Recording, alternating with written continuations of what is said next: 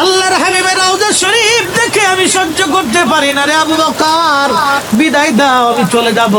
চলে গেলেন নবীর পাগল। সিরিয়ার দামেস্কে যাওয়ার পরে কিছুদিন পরে নবীজি স্বপ্ন দেখায়, কিরে বেলাল, এটা কেমন জুলুম, কতদিন হলো তোমার কণ্ঠের আজান শুনি না।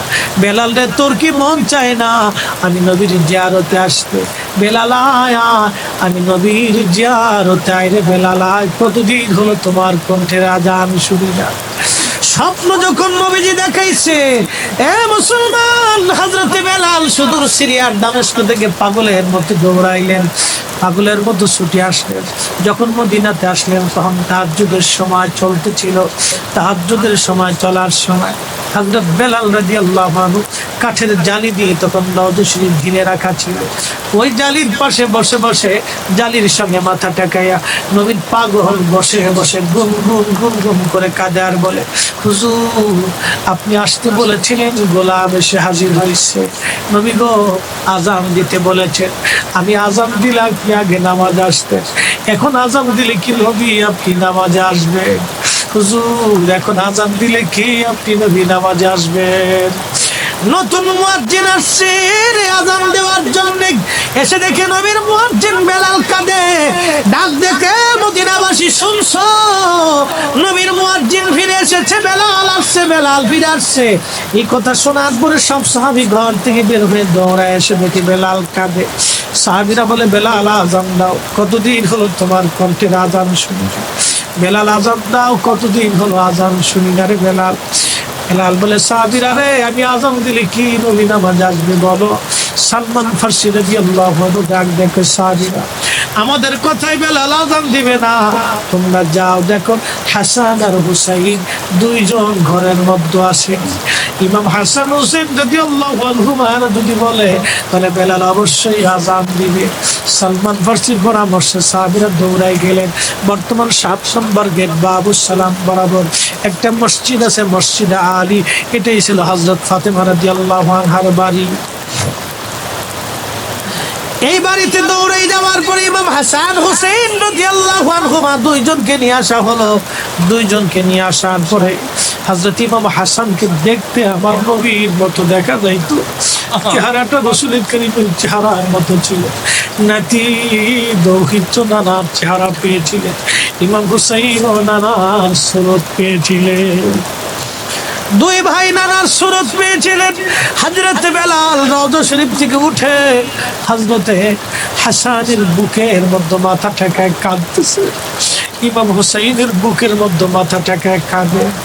হযরত ইমাম হাসান ডাক ডাকা, নানার মুয়াজ্জিন, কতদিন হলো তোমার কণ্ঠে আজান শুনি না, যে কণ্ঠ দিয়ে নানার আজান শুনাইতা, যাও গো ওই কণ্ঠ দিয়ে আমাদেরকেও আজান শোনাইয়া যাও। যখন হযরতে বেলাল ইমাম হাসান এই কথা বললেন, হযরতে বেলাল দৌড়াই গেলেন। যেই বনু নাজ্জার গোত্রের মহিলা সাহাবীর ছাদের উপরে দাঁড়ায় বেলাল আজান দিত। আবু দাউদের 519 নম্বর হাদিসের মধ্যে আসছে, প্রত্যেক ফজরের নামাজের সুবহ সাদিকের আগে বেলাল দাঁড়াইতেন।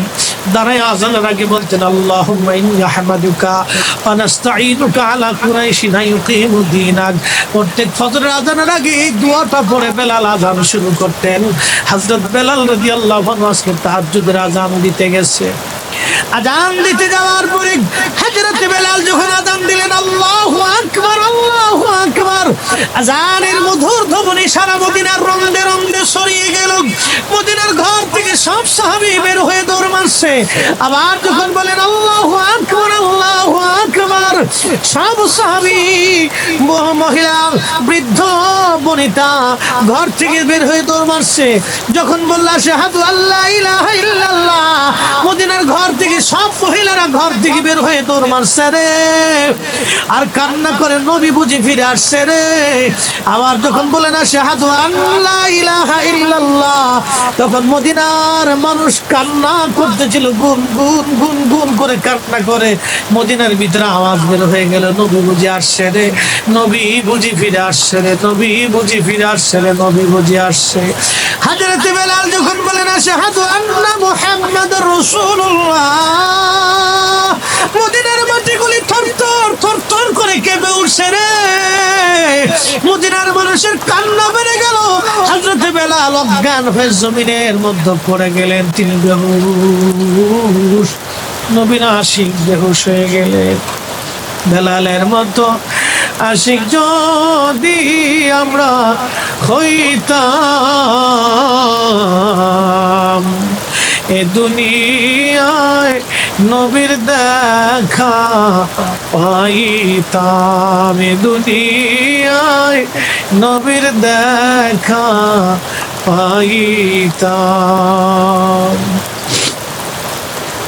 যখন হুশ ফিরে আসছে, রওজা শরীফের পাশে বসে বসে বেলাল কাদের বলে, হুজুর আজান দিতে বলেছিলেন, আজান দিয়েছি। হুজুর আমি আজান দিলে আগে নামাজে আসতেন, আজকে আজান দিলাম আপনি হুজুর আসেন নাই। যে আজান দিলে নবী আসবে না, আমি বেলালি আজান আর কোনোদিন দিব না।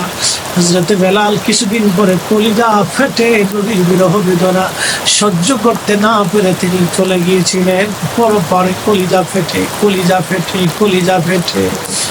এইভাবে সাহাবী